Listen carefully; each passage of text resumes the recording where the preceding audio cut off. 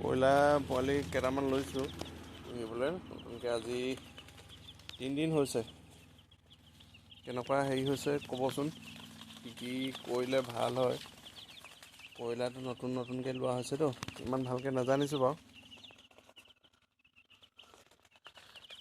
দানা পানীত আমি নাৰী শুকোৱাত যিটো মেডিচিন দিয়ে সেইটো খুৱাইছোঁ। বাকী আৰু কি কৰিলে ভাল হয় জনাবিলাকে কমেণ্ট কৰি জনাব, ভাল লাগিব।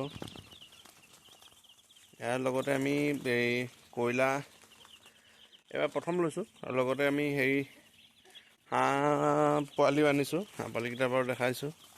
হাঁহ পোৱালিও 3 দিন হৈছেতো। প্ৰথমতে আমি এনেকৈ কৰি চাউল আৰু দানা এনেকৈ মিলাই কিনে খুৱাইছোঁ, এনেকৈ দিছোঁ। এনেকৈ দুভাগ, এইফালে পানী আৰু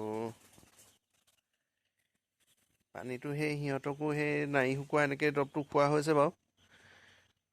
এইকেইটা হাঁহ পোৱালি 50টা আনিছিলোঁ, কিন্তু 2 দিনতে মানে 2টা মৰিলে। আনোতে অলপমান কষ্ট পালে নেকি।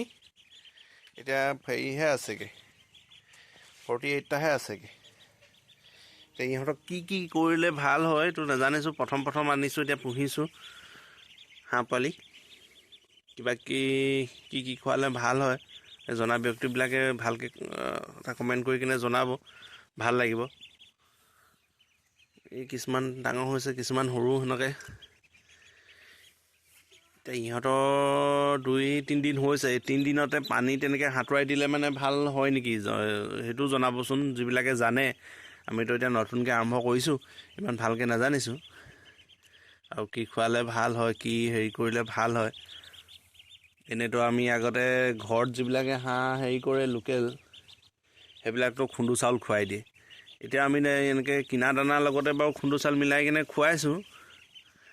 আৰু কি খোৱালে ভাল হয়, কি কৰিলে ভাল হয়, সেইবিলাক বিশেষ জনা ব্যক্তিবিলাকে মোক কমেণ্ট কৰি কিনে জনাব, ভাল লাগিব। ধন্যবাদ।